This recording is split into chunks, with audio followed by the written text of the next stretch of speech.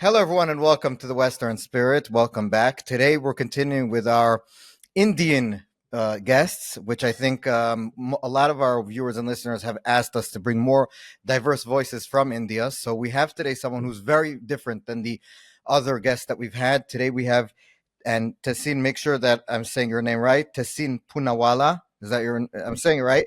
So Tehseen is one of the most famous political analysts in India. He's a leading voice for the mostly the opposition in India. He's been praised as being sound and reasonable voice in all political debates of India. He offers thoughts analysis on the biggest challenges facing India today. And obviously, you're also Tehseen is somewhat of a celebrity in other capacities. So, Tehseen, it's a very big honor to speak with you. Thank you so much. Thank you so much for having me. So, I want to, Tehseen, just before we get into specific, I guess, questions and subjects, maybe you could give us how you see, from your standpoint, Israel-India relations now under this. You obviously are from the opposition, but how do you see them, evolving over the years? So, thank you so much for having me here, and I hope you and your family are all fine. When this, Maybe Tehseen, before we get to it, I'll just give the backstory why you're saying this, because we were just yes, about to record, and then the air sirens went off here, so I ran away with the kids to the bomb shelter, and now I'm back. So yeah, we're all okay, and now we can start the conversation. yeah. So, thank you for that, and I think for any human being, I think that's terrible what you just went through live, and I saw this to go through these missile attacks and to be under threat and to be surrounded by people who want to finish you off. So I think that's a terrible thing for anyone to go through, kids, etc. And I'm a young father, and I know how difficult it is. So once again, absolute. I'm glad that you're okay, and I saw this firsthand. To your specific question, how I see India-Israel relationships. Listen, Israel is a friend of India, and India is a friend of Israel. There are things we agree on. There are some things we may not agree on. But that's what friends do. Friends agree, they disagree, but they stand by each other. I look at Israel as a friend. I want to work with Israel. And when I see myself in government, I look at Israel as, and the people of Israel, as working with the people of my country to bridge the various challenges that humanity and the world faces. Israel stood by India in testing times, whether it's giving India arms, with regards to solutions to the water problems that India has, agricultural problems. India has a lot to contribute to Israel in terms of the service industry, in terms of certain type of tech, pharmaceutical industry, where there can be collaboration. I think India and Israel can collaborate on AI, on quantum computers. So I look at this as a partnership in the long term that will do good for humanity. I'm very confident about the India-Israel partnership. So, Tessin, but I want to maybe get into the difference between different types of Indian political factions. So, I just saw today, actually, in the Wall Street Journal, and where I grew up in New York, before I came to Israel. So, in my basically my hometown paper, there's an op-ed by, I forgot who exactly, but he says that members of the party, the opposition party in India, are some of them, not all, minority of members, but there is a faction there that automatically runs to criticize Israel on every little thing. And I've even saw you on X/Twitter talking with these people and fighting with them throughout since October 7th. On the thinking, he thinks that it's a sort of political play. There's no Jews in India, basically. There is 14, I think, percent of Indians are Muslim. The the going opinion probably is that most Muslims support the Palestinians. Therefore, the opposition party trying to, in some ways, placate them. It's not even, it's the Wall Street Journal saying it. And he thinks it's a mistake, by the way, in his op-ed. I forgot who it was. It doesn't even matter. Do you see, and he gave I'll just give I don't know anything about Indian politics per se. He gave the name of Priyanka Gandhi, which is, I think, the sister or something of one of the leaders of the opposition, who wrote not so long ago that Israel is, assassinating all these people and we're killing tons of people, and no mention of October 7th. So how do you see, politically speaking, support or not support? Do you think it's that simple? On a lighter note, anyone who writes for Wall Street Journal shouldn't be taken seriously. Tamil history, nobody takes them seriously. But jokes apart. Let's come to three or four issues. Let me see this from my lens and the way I see it. Indian Muslims have the same challenges as people across the world have, poor people across the world have. They have the challenges of jobs, of education, of being settled in life. That's the first thing. There is support for Palestine. I won't deny it. India is a friend of Palestine. India's policy under the current government is for a two-nation solution. Um, but the Hamas is not Palestine. The Hamas, the Houthis who just attacked you with missiles are not Palestine. We got to be clear on who the terrorists are, because these people have killed Muslims as well. In fact, when Israel took on Lebanon and the Houthis some time ago, when the football field kids were killed, they were Muslim kids. You remember that, the Muslim kids who were killed. Yeah, they were Muslim kids, not Jew kids. They were Israeli Muslim kids. So let's understand, the Hamas and the Houthis are terrorist organizations. The three H's are terrorist organizations. We should not confuse them for civilians in Palestine or Gaza. Those are separate. We don't want Israeli kids to die. We don't want Palestinian kids to die. I don't want Israeli citizens to die. I don't want Palestinian citizens to die. Terror is unaccepted. Period. The problem in this what is happening today right now is that it started on 7th October. 7th October was an act of terror. Period. No ambiguity. You cannot take innocent people hostages. You cannot come in and kill innocent people. That's not accepted. So we got to accept. I don't agree with the civilians in Gaza being killed. I don't agree with the kids in Gaza being killed. They are innocent kids, just like your kids were innocent. You took them and ran. They shouldn't be killed. No child should die. But the Hamas cannot use civilians as shields. It cannot. It has, this madness has to stop. So even if we see this terrible retaliation, this retaliation started because there was an act of terror where innocent people were taken hostages, innocent people were killed. We need to call out terror organization. The Hamas, the Houthis, none of them believe in democratic values, in democracy, in freedom of speech.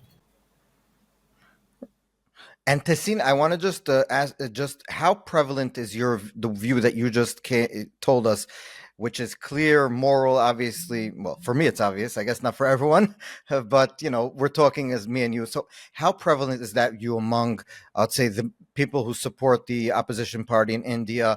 How prevalent is that view among the Muslim community of India? I think that the people understand that violence is not accepted. They also understand that while the Houthis and the Hamas and the Hezbollah have armies, they have professional armies. These are terror groups. They are groups that are state sponsored. They aren't. In the Hezbollah has an army that's more powerful than the state itself it operates from. So that's not accepted. These are powerful armies that have missiles, that can cause real damage to the people of Israel, the innocent people of Israel, as we just witnessed, and that cannot happen. That cannot be accepted. Now, I am all for, if somebody in Palestine wants to fight an election, who uphold traditions of democracy and oppose Israel. That's right. You can do that. But you can't take missiles and rain it down on a city, make people hide in a bunker and say, look, the other side is then attacking us back. That's not done. I think the solution is, and I think Bill Clinton said this some time ago, that there was a solution. It nearly worked out. It did nearly work out. They would have had 80% of their country, some part of Israel, current Israel. They didn't take the solution. At some point, you got to stop thinking about the present and think about the future. How long will poor kids, be it in Israel or be it in Gaza or Palestine, die? That's not accepted. Those kids weren't born to be killed this way. It's not right. It's not accepted. And I think a part of this is these terror groups need to stop making civilians as shields. I think that has to also be made very clear. Yes, I agree 100%. Also, one question that I wanted to ask again about Israel, and then I'm going to get to a few more interesting subjects. The one of the things that I keep hearing about is that India obviously had to endure colonial rule. It's something that Indians, everyone, your grandparents, your parents remember this. India was established in 48, I think, uh, 47, and we were in 47 too. So we're pretty much established at the same time. Both of us got rid of the Brits and became independent states. Also, both of us went through very, very horrible wars in the start and throughout. Obviously land swaps, the Indians with the Pakistanis, and here with the Palestinians. So there's a lot of, it's not really the same. And you wrote about it, I think, a few times on X. I've been looking you up since we know we were going to speak, but there are different, like the time frame is the same and everything. And one of the things that the Gandhi dynasty and the opposition party of today, it seems to me, it uses the way they see Israel is that we are the colonialists. There's a sort of strain of thought that says that most Israelis, it's not true, by the way, but that's the way it's looked at. Most Israelis are Middle Eastern descent, but they say, you're mostly from European descent, you came to Middle Eastern country, you're the today's colonizers. Is that something that's, I guess, accepted among some of the Indian public, or how do you see it? Again, there are different interpretations in India. Different people see the situation differently. Look, the way I see it is rather now going back into history and reopening all the wounds. Let's talk about today and let's talk about the future. I think the people of Palestine, the young kids of Palestine, deserve a future. I think they deserve happiness. I think they deserve democracy. I think the people of Israel deserve peace. They deserve democracy. There is also reality. The reality is Israel as a nation, and India does support a two nation theory, has been in the midst of countries that have wanted to wage a war with Israel at any given point of time. So there is also that reality that you have to look at. There is also that Israel has therefore evolved its defenses to be aggression as the best form of defense to make sure that its people are not harmed. Ultimately, Israel has a very small population, smaller than most Indian states. So you got to accept how Israel has to think. Now, what is the way forward? We can go back in history and it'll never end. Or we can say, listen, the two nation theory, which is what my country supports, let's see how two people can live together and how both people can create a better future for the kids that have to come. I think that is the only thing that has to be seen. Part of that solution has to be terror groups giving up arms. They cannot be having arms. They definitely cannot be having missiles. Yes. The right of Talk, violence talk can to them. only be with the state. It Yeah. can't be with vigilante groups. And vigilante group with missiles is not acceptable. It's also, I think, I want to make one thing clear. When you have the Hamas and the Houthis and the Hezbollah, they've killed more Muslim people. Look at the countries they're in. Look at the freedom there. So, are we? If you're to replace a system, and the system is to be run by, say, Hamas, which may perhaps in some way be elected, is that a democratic system? Can you in Palestine or in Gaza give a speech against the Hamas and it be accepted? Then there are several protests right now against your Prime Minister Netanyahu for various reasons, and that's democracy, right? People on the streets because of what he's trying to do with the Supreme Court, with him firing the intelligence chief. People are on the street, but that's democracy. Can that happen with Hamas? So I think sometimes that comparison also is unfair. hmm And we also know, by the way, that I remember I was here in 2006. There was elections in the Palestinian Authority, the Gaza and the West Bank.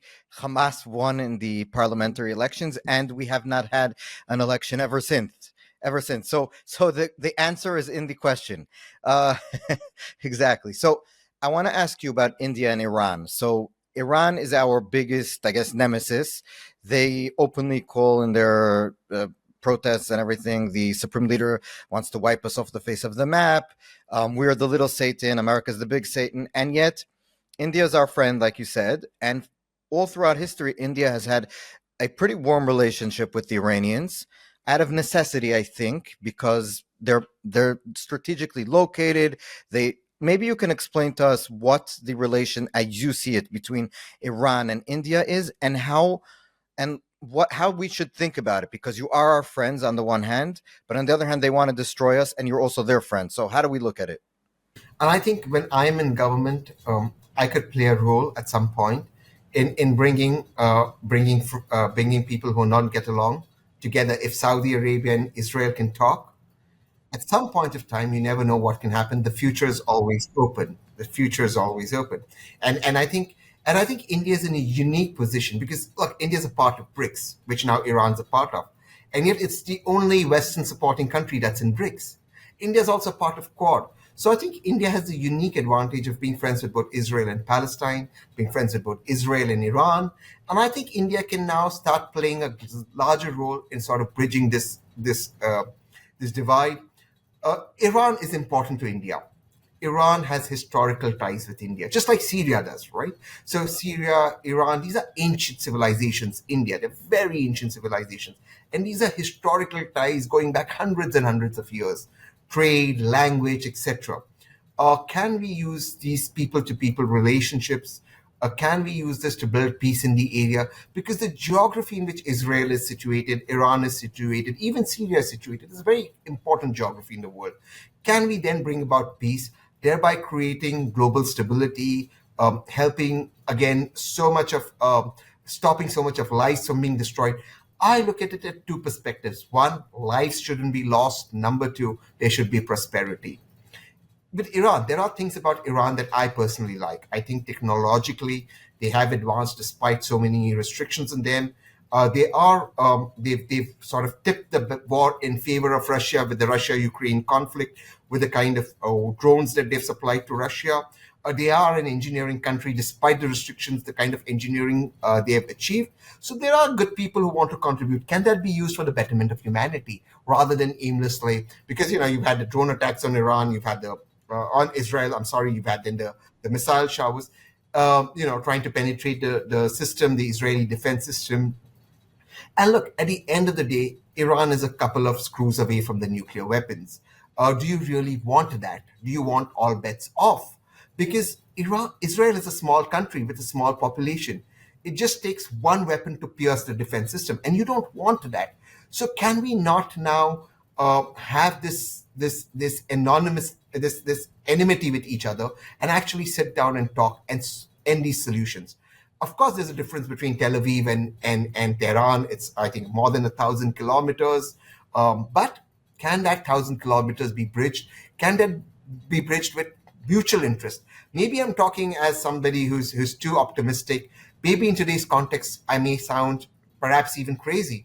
But if again I'm saying if Saudi and Israel can talk, why not have the region talk? Ultimately, stability of the region is in my interest.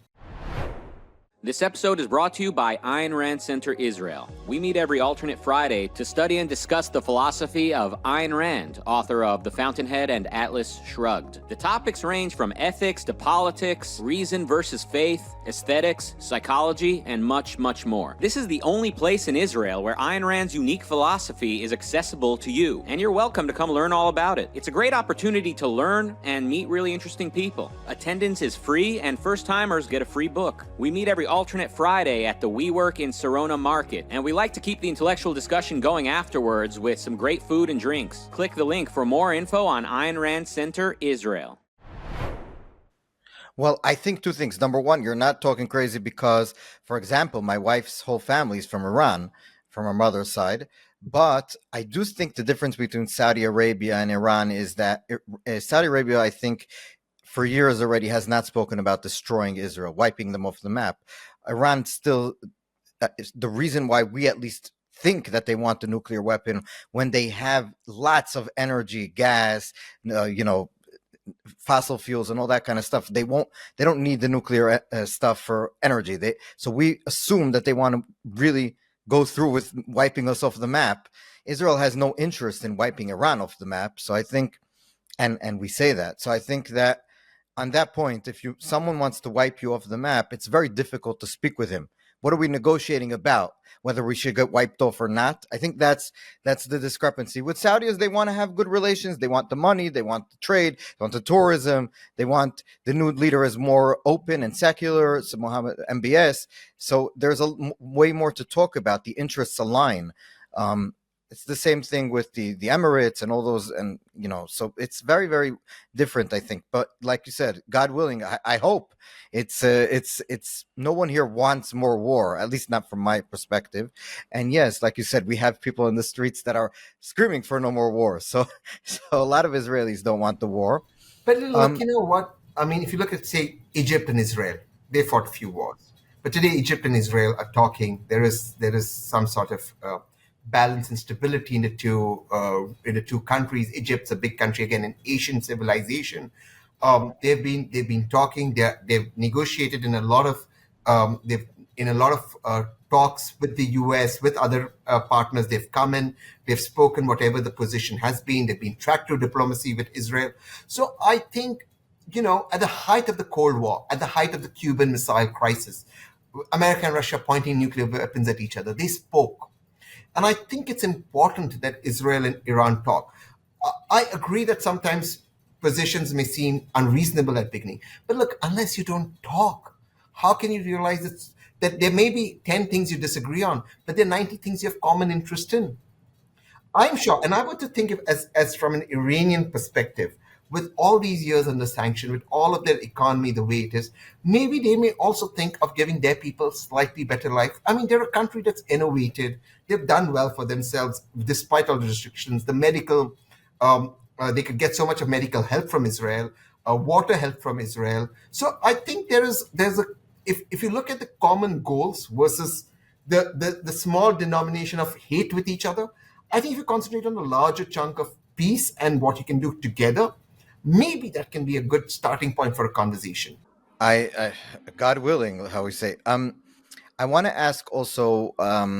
This has maybe something to do with Israel, but I think it's more interesting about what's happening inside India itself. So I've been reading, and you're not objective because, like we said in the beginning, you're more of the opposition person. So we put that on the table. But maybe you can tell us what you think is happening in Indian society in terms of, it's been called in the West Hindu nationalism, right wing Hindu national, whatever you want to call it.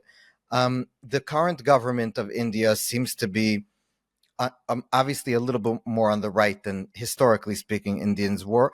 How much? How much should we read into let's say that let's ask it like this: what does it mean to be a minority in India under this current government? So that's again a question for me to deal with. If it's individually for me to deal with, I have never felt unsafe in India, never, and I'm opposition. But can I speak for everybody? No, because there are genuine speeches that border on being hateful. There are genuine speeches that are bordered on being uh, pushing and humiliating to the minorities. There has been incidences of vigilante action. On the other hand, even on the other side, there have been calls for violent action. There have been provocations on either side. The question that is India suddenly turning into a banana republic where the rule of law does not apply? No. Were there incidences? Yes. Is it highlighted? Yes. Is it taken seriously by the courts? Yes. And then action follows. But it's not a banana republic. The rule of law still applies in India. Yes, you get away with certain amount of rhetoric, certain amount of hate speech, certain amount of pushback, even certain amount of violence, which is never acceptable. But overall, the process of law still holds very good, and the Constitution of India holds very good. Is there insecurity in minorities? Yes, there is insecurity because one is rhetoric when it comes from the fringe, from the far right.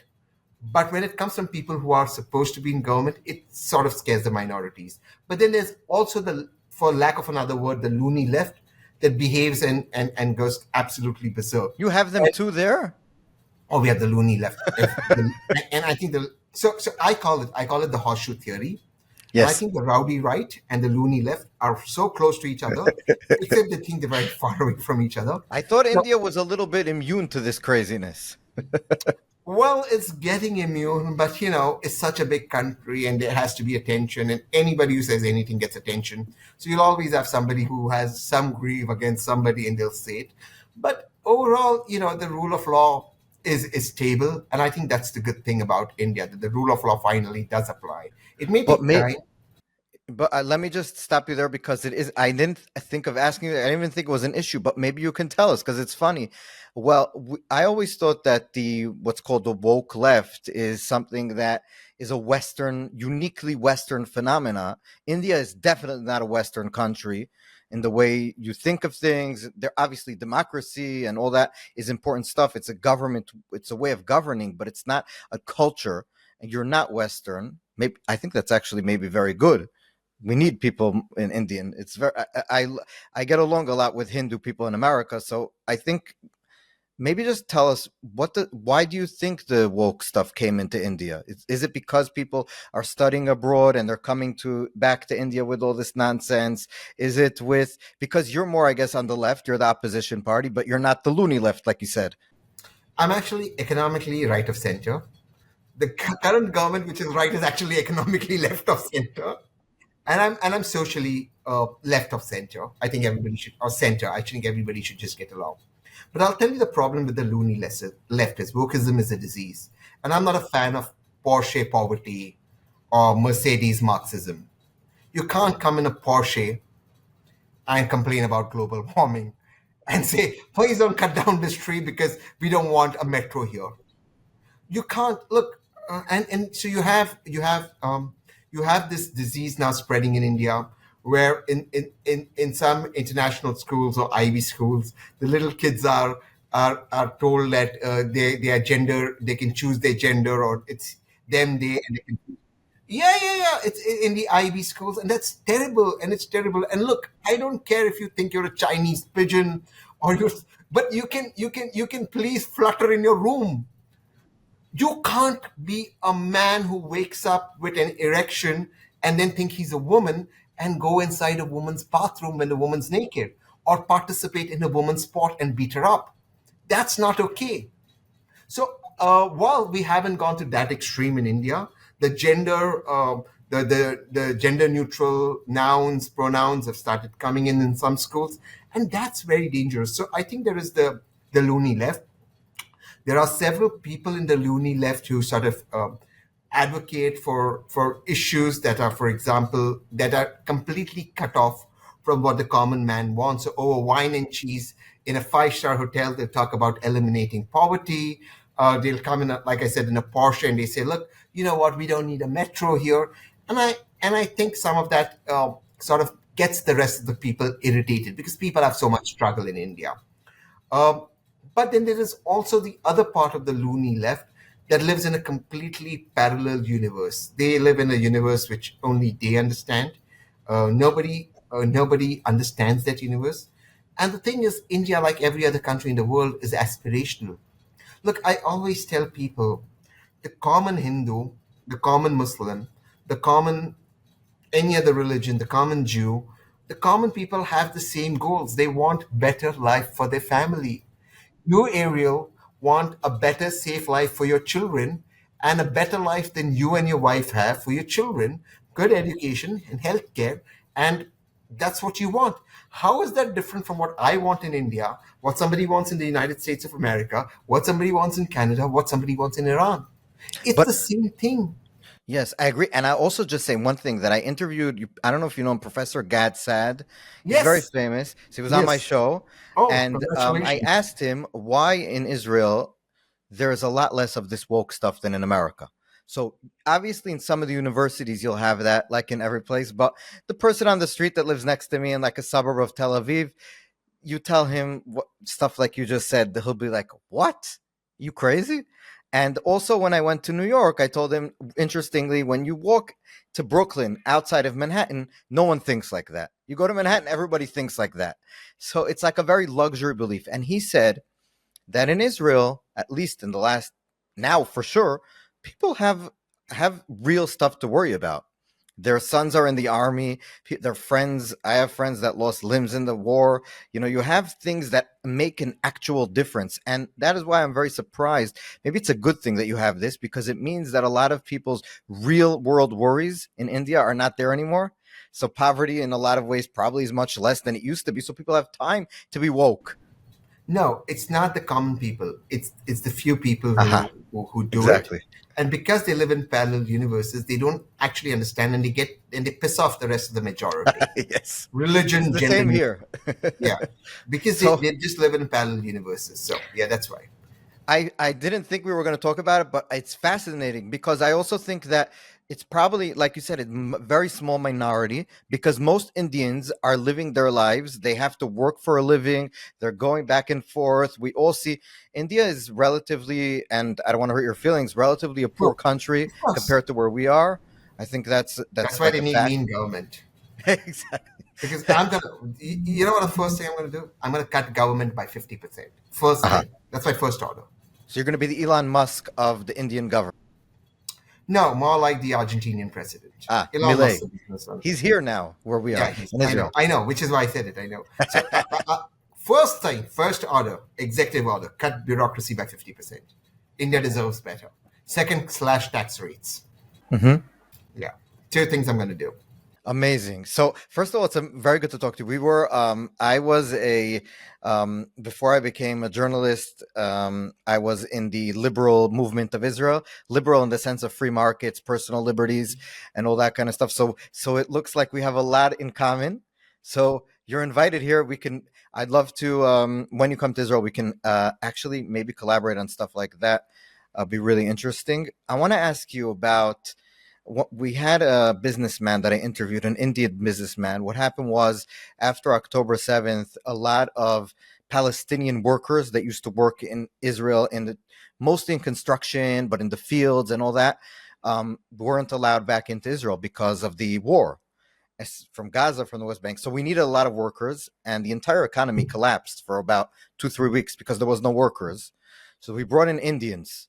Thousands of Indians are right now. I see them in the streets. They're very nice. We get along. It's very different than in, I guess, Dubai or wherever, where they have their own like encampments. They actually will live in apartments near us, so you see them on a day-to-day basis.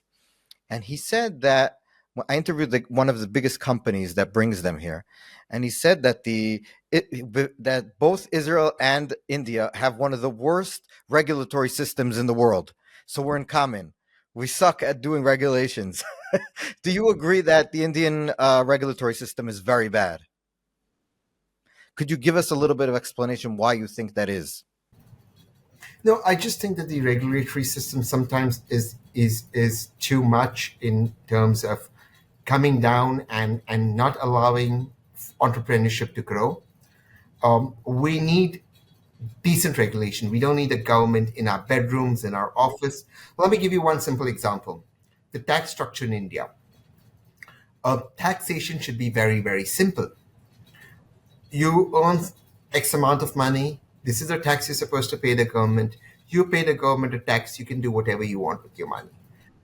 The tax structure in India is so complicated that I call it tax terrorism. If you go through all my posts on X and you put hashtag tax terrorism, you'll see me. And then we have the GST tax, which is the indirect tax, which is one tax across the country, which is so complicated, which is supposed to be a simple tax. So somebody like me ends up paying almost 50 to 60% tax, which is crazy because I don't get the kind of services I would want to pay 60%. I don't mind paying 60%, but at least those who don't have the facilities, they should get it, right? After paying 60% tax, I still have to go to a private hospital, or I still have to go to, I still have to drive on roads that are not good.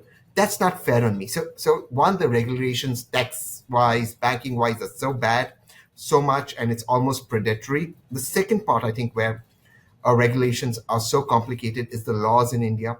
I firmly believe that no law should be more than a page. Actually, 3 paragraphs, more than enough. If you have to explain a law, it opens it up for bureaucrats to extort money. The law should not be more than a page. It should be simple, as simple as that. And now they want to sort of they come up with these more mechanisms to get money. So after I've paid taxes and I've invested in the stock market and I've made money on the risk in the stock market, then there is a long-term capital gain, short-term capital gain. But look, I paid my taxes. Now what I do with my money, I've made money in the stock market, I can just pay a simple tax. Why would there have to be separate taxes on it? So I think a lot of that mechanism needs to go. taxation needs to be 2 or 3 brackets, simple. GST needs to be just 2 tax rates, simple. Things need to get simplified in India. It can't be so complicated. There can't be so many pages and you have to understand everything. I can't believe that I agree with you about everything. I have no idea about India because it's the same exact thing here and in the US or wherever. It's like a sickness of the world that they keep on putting stuff on the regular people that are the producers. It's like without the people who work and produce and innovate, you have nothing. And they keep on trying to stop the people that do it.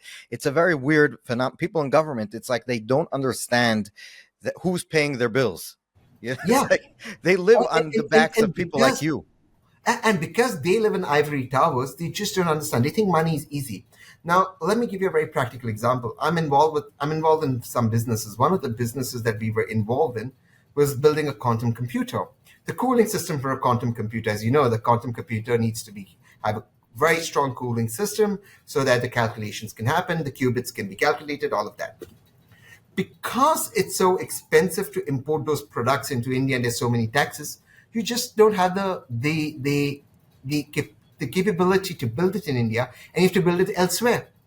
So I just think that that's such a terrible law. So I'm just trying to understand, and I think that without entrepreneurs, without the common people who are working in companies, the country can't thrive.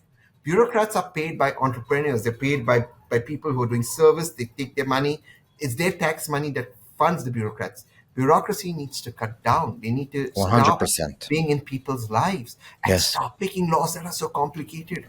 Yes, It's I agree. crazy. 100%. A few more topics that I want to pick your brain on. The first one is about, and I had a few mentioned in the beginning, a few guests from India. And one of the things that I asked them was the Muslim community in India. And I think it's very interesting that they kept on saying that there's a difference between Shiite Muslims and Sunni Muslims in India in the way they look at other sects, let's say, or the way they look at Islam or religion in general. And it's very weird that they said the Shiite sects, the sects that come out of the Shia, are the more moderate, the people who are more, I guess, I would say, you're able to have coexist with them and much easier than other parts. And that's very weird because Hezbollah, we talked about here, there are Shiites. Iran is Shiites. The hatred between the Sunnis and the Shiites in the Middle East is so severe. How would you explain why it works that way in India? Is it something that's unique to India? Yes, that's what I'm asking. Sorry. Again, the community that I was born in is a very, very progressive community where um, I think in the 1800s, women education was compulsory. Or you celebrate all the festivals of India. It's all every festival is lit up. There is no animosity. It's a business community in that sense. Then you have so Islam is such a diverse religion, and there is no one form of Islam. There's so many different sects of Islam. There's the Sunni, the Shias. Within the Shias, there's so many sects. Within the Sunnis, there's so many sects. I think the most important thing to realize that I feel is people who are sort of getting aggressive, perhaps do it for lack of opportunities, lack of integration, uh, lack of knowledge, lack of being aware of what is there for them, but most importantly, lack of opportunities and integration. And I think it is important for the government and for people to integrate everybody within the system. I have, for somebody like me who's absolutely centrist, I get hate from all sides. So let me just give you an example. This is with an Israeli deputy ambassador where I was doing lunch with her. She was looking after the political wing at a five-star hotel in Delhi. And I had a right wing person walk up to me, initially wanted pictures, and then was talking all sorts of nonsense, including wanting to chop off my head while she sat there. A random strange woman. He didn't. She's obviously a foreigner. He didn't know she was Israeli. And her security and my security were out of the coffee shop because we were having a conversation. We were discussing Israel, India. You know, you want to talk off the record. You want to have a nice conversation, a nice lunch. A five-star hotel in Delhi. You have a rowdy person from the right wing, completely lost it. Done it. The other side to me, I stood up for some hate speech done that was made by the minorities, and I had this absolute right winger from the other side, which we call left in India, going up and wanting to do jihad and blowing me up, and going to the podcaster's house in Gurugram, looking out for me, and then my house, which they thought was my address in Delhi, was there were people there trying to break it down. I wasn't even there. That's not my house where I stay. But it was all caught on camera. Do you Now have good security? yeah, but look, security is a perception, right? Yes. It's only a perception, as you know. I mean, you had to go down in a bunker. I mean, Yeah, what it exactly. was. Exactly. So I mean, you can always. It's always a perception, and it's fine to have security, and it's fine not to have security. That's not what defines me. It just what worries me is how similar people on both sides who are extremists are. They just don't think sane. And how can we integrate people in society? So coming back to sections of the Muslim society which sometimes takes to the street, I don't even know if they know the history of why they're doing what they're doing sometimes, or some of these people who are actually doing it, do they do it because they genuinely believe in the cause, or they just think that it's cool to do it, or some say some nonsense on television? Because a lot of time people who say things on television, I actually ask them, do you even mean it? Do you even understand what you're saying? And why do you have to represent, for example, the Muslim community and see these things on TV? So sometimes I find that very strange. So some of these things are strange, but then we also have so there is, and then for every action there's a reaction. There'll always be a backlash. So I think some of that needs to calm down. I think people all across the world need to just chill and stop talking about religion and being religious heads. I think Tell me I think about it. God everywhere can deal with people individually. They don't need these middlemen to deal with them, and we Yeah. definitely don't need extremists to deal with them. Yes. Two more topics that I want to ask you. Number one is that we interviewed Abhijit, I forgot his Ayar Mayor Mitra. Mitra, and I Eh, love Abhijit. yeah. And So Abhijit is so right wing in India, and I love yes. So Abhijit said something that I found very interesting. He said there's no anti-Semitism in India.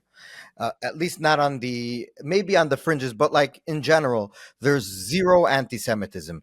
And his reasoning was that the way anti-Semitism took its form in the West is that the Jews had all the money, they controlled all the banks, they controlled all the levers of power, Hollywood, etc., etc. And he said when an Indian looks at that, he's like, "Oh, that's amazing! I want to be like them."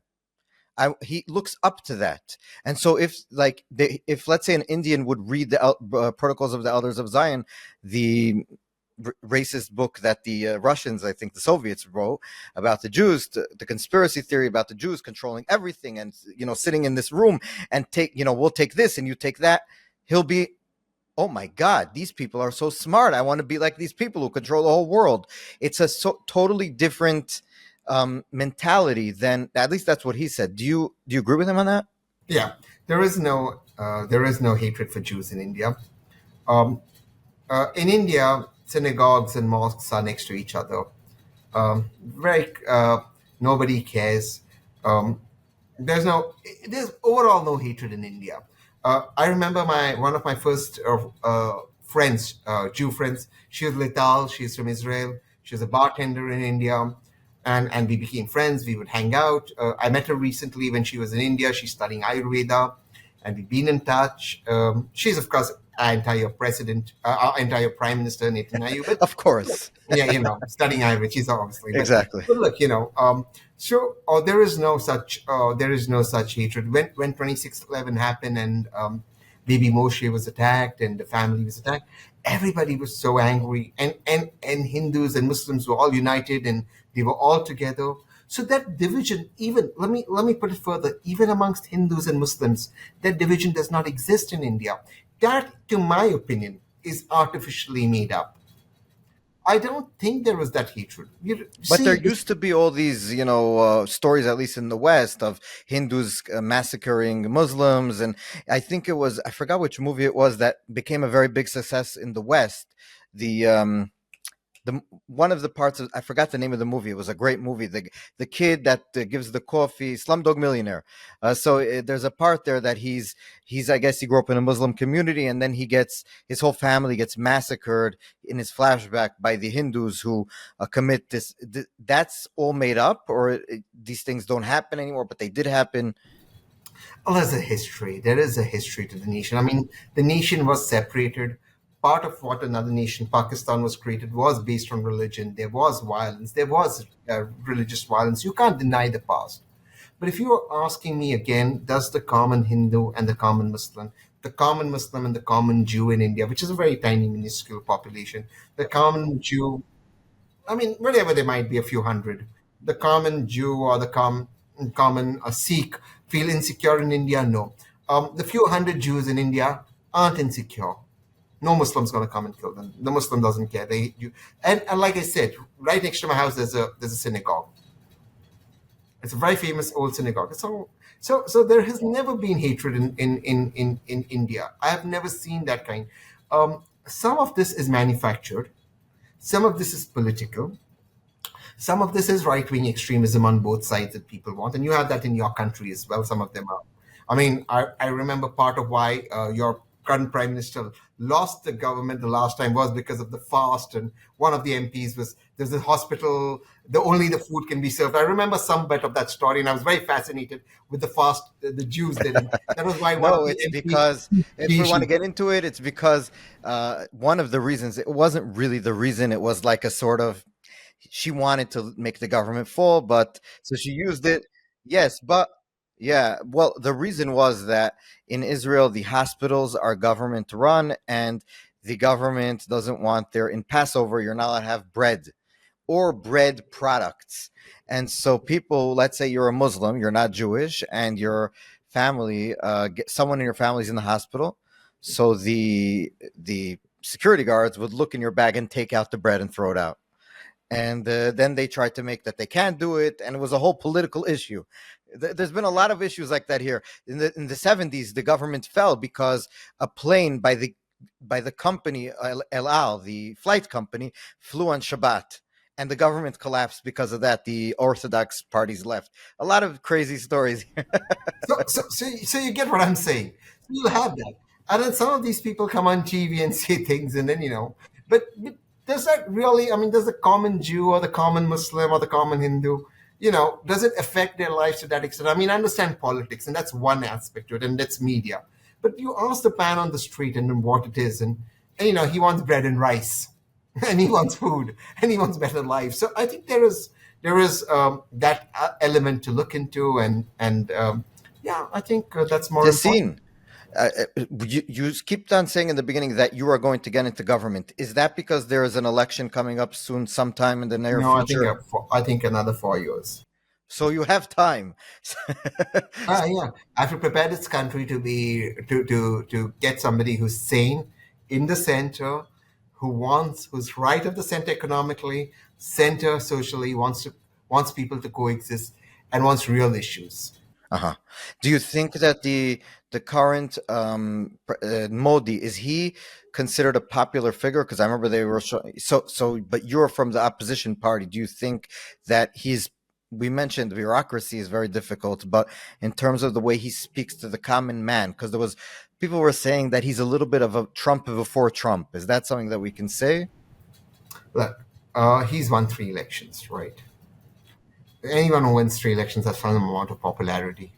He is a popular man. It's a country of 1.4 billion people, and he's won 3 elections. So I think we can give him a little bit of popularity. It's not like he's not popular. Of course he's popular. Of course he has a vote. I think he's popular. It's such a diverse country. He's popular for different reasons. The point is, I'm not bothered about whether he's popular or no. He is. I am bothered of what I can do for my country. I let my people choose that he's been prime minister for so many years, or his government's been there. And maybe people like me in opposition, good people like me, have another vision for the country. Some we align on, some we don't align on. And I think people should choose. And that does not make him a bad person. That does not make him not popular. That does not make me not popular. Of course, I'm not as popular. I mean, I'm not even a fraction of him. He is a 3-time elected prime minister of a 1.4 billion country. But I'm saying I'm just dreaming big. So I can't live in the delusion that why is he popular? No, I have to believe that I can give the country something good. And the country will choose what me and friends that I want, or the opposition wants to give the country. And the country can make that choice. Lastly, something that I came across and I found fascinating, although again, I'm ignorant about almost everything we've spoken about in regards to India, which makes it so much more interesting for me. So I saw an interview with you, a clip where you were talking about vegetarianism. And in I think the Hindu religion, it does not allow you to eat at least meat, if I remember correctly. It does. So Buddhists, I guess, can't eat meat. So why is everyone vegetarian? Because you were saying how dangerous it is health wise, and for you were mentioning there are a number of reasons why it's such a dangerous thing for society in India that so many people do not eat meat. So why do they not eat meat if it's not for a religious reason? No, so majority of India is non-vegetarian.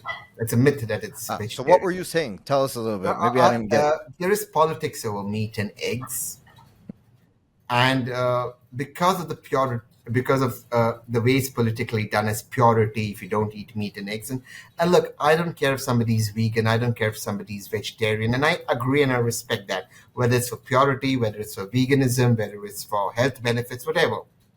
But if somebody else wants to eat it, don't stop them. That's the basis of democracy. Yes, that happens in India. Not just meat, but even eggs. Even eggs. Now, in schools, they don't serve it, but the poor kids in their midday meals, India has something called the midday meal system. So kids in school get midday meals so that the school children are encouraged to come to school because they're going to get a good meal. Now, India is a protein deficient country. That's period. It's a protein deficient country. Because it's a protein deficient country, the logical thing to do is to have more protein. Now, there are only a few ways you can consume protein. Either you can have protein powder, or you can have eggs and meat, or you can have some other form of protein, which is sufficient protein to give you all the amino and everything that you require as nutrients for your body, because only protein can build good health. Nothing else can build good health. That is basic science. And India is a protein deficient country. Now, in my opinion, if India has to be a superpower or a very good economy, it needs its labor cost to be healthy. It needs its entrepreneurs to be healthy. It needs its servicemen to be healthy. It needs everybody, its farmers to be healthy. And the way to good health is protein. It's the building block of good health. That is science. Nothing else builds good health but protein. And then, of course, your vitamins, your minerals, etc. So, well, you just did, because they said, look, I'm imposing people eating eggs. I'm not. I'm saying you don't want to eat eggs, don't eat. But don't stop me from eating eggs because I love it. So I'm just trying to say that let's all calm down. It's stupid politics. The only thing that's important is my children and the future of my country has good health. Also, the problem with that, and the clip that went viral we're talking about, is India is the most malnourished country in the world. Now, a lot of people don't understand what I'm trying to say. Nourishment doesn't come from eating 1700, 1800 calories. You can eat 1800 calories and still be malnourished because you're not eating sufficient protein, vitamins, minerals, etc. It comes from eating a balanced meal. Somebody like me eats less than 1,000 calories a day. I eat one meal a day, only one meal. So I eat about 800, 900 calories. But then I'm taking my proteins, I'm taking my vitamins, I'm taking my minerals, I take my iron supplements because I have a genetic iron deficiency in my family. So I take my supplements. I monitor my blood every 3 months, so I know what my deficiencies are. But then I'm privileged, right? But everyone should get that. And the best way to get that is food. Or we have a program that can give people the same thing without it being food and offending anybody. But there has to be a program. And the program is simple. Give people protein and give them vitamins and minerals and iron. And I don't think I'm asking for too much. Whether you give them as tablets, whether you give them as meat, as eggs, or as powder, I'm okay with it. But just give it to them. Yeah, and you're saying you're not asking too much, but a lot of people I saw like in the comments, and people were cursing you out basically. So there was this one woke girl. Okay, so this is true story. This girl, suddenly one day my Instagrams all like, I see a lot of notifications on my Instagram, and I'm like, what happened? And she puts up that clip of mine, this girl, and she wants attention, right, on my name. And she goes like, people like me who have a voice can even ask people to drink urine and they will drink urine. And I'm like, no. First of all, I don't have a pee fetish. First of all, I don't fucking have a pee fetish. Can I abuse? Is that fine here? I don't have a fucking pee fetish. Number two, I'm not asking you to drink urine. I'm asking you to have protein. They're two different things. I'm not asking you to give out anything. I'm asking you to take in something, and definitely not your piss. I'm asking you to take eggs. And you can still disagree with me. Don't have to make this about, I am forcing people to eat eggs. I am coming to nobody and putting eggs in their mouth or chicken or mutton in their mouth. I am just saying, eat what you want to have a protein powder. So that's all I'm saying. But, people get so offended with these kind of things. Sometimes you But it's a wonder. dumb thing. And do you even know how difficult and how expensive it is to be vegan? Do you even know the cost of those almonds? What the environment impact almonds have? Okay. Do you even know that? So I'm not even getting. You like your almond milk? Congratulations, please have it. Somebody like me wants to just have a nice chicken at some point of time. Let me enjoy it. I'm not asking you to have my chicken. I'm okay with it. And you know what? And I experiment a lot with my body. So I've gone for extended periods where I'm vegetarian, extended periods where I'm vegan. India has a lot of religious festivals, so in those festivals I do it. I do it as a means of detoxing, and I love it. But I'm not okay to be saying that if you have to have protein, I'm not asking you to have piss. This is the two separate. Piss gives you no protein. Period. Tehseen, we can see why all the woke people don't like you. We The can, woke people are crazy. Okay, and then the funny thing about this chick, okay? So yes. this chick puts this up and all of that, and that's fine. Now I don't even react because so she sends me these DMs on Instagram saying, would I like to come to her podcast? And I don't even read my Instagram. So my team reads it and they showed it to me. And my team goes like, so this is sometime last year. And they said, oh, I'm only free in January, February. Okay. Now she puts up this post, it's whatever, and she's getting attention money. Cut to, I don't remember which city it was, but she's in the same lounge as I am.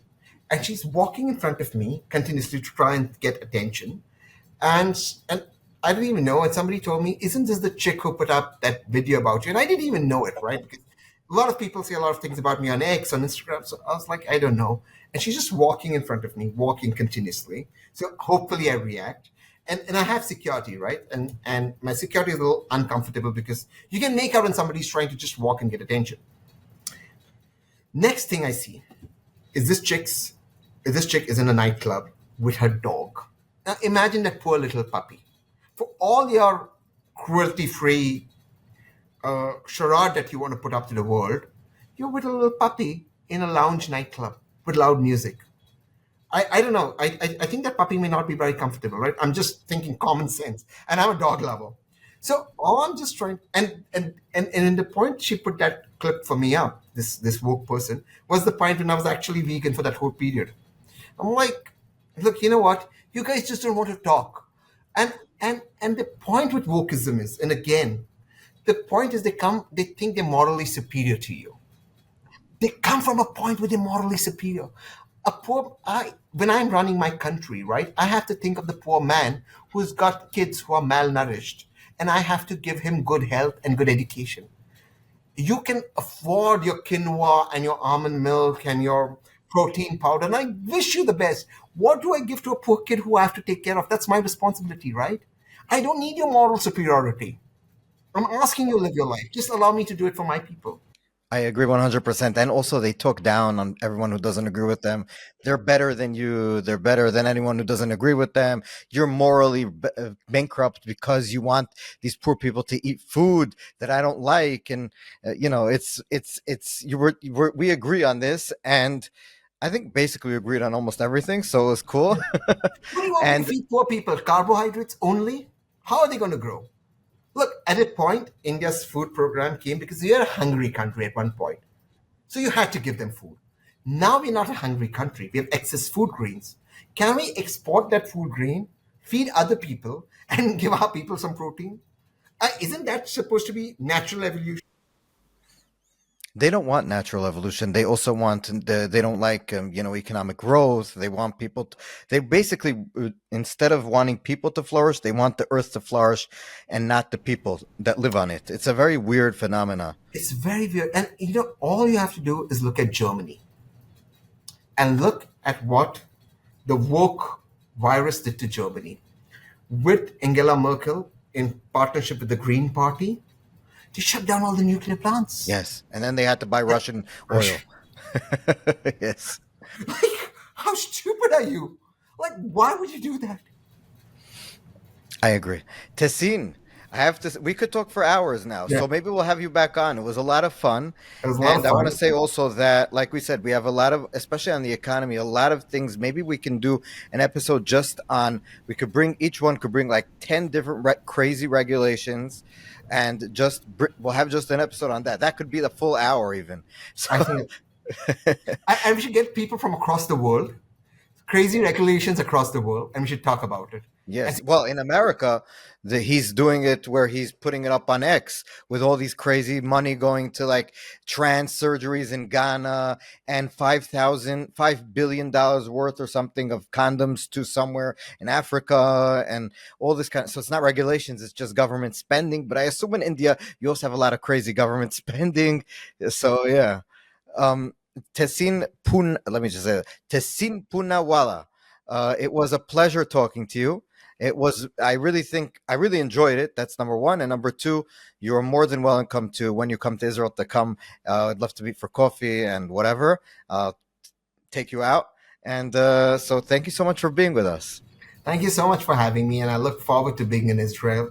And I hope the partnership between our two countries continues to grow, prosper, and together the region also prospers. That's what I really hope.